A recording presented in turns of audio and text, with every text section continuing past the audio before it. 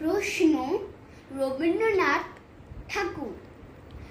মাগো, আমায় ছুটি দিতে বল, সকাল থেকে পড়েছি যে মেলা। এখন আমি তোমার ঘরে বসে করব শুধু পড়া পড়া খেলা। তুমি বলছো দুপুর এখন সবে, না হয় যেন সত্যি হলো তাই। একদিনও কি দুপুরবেলা হলে বিকেল হলো মনে করতে নাই?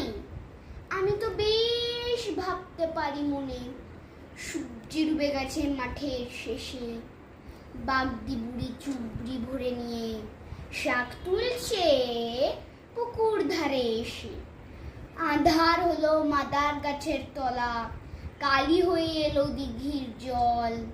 হাটের থেকে সবাই এলো ফিরে, মাঠের থেকে এলো চাষির দল।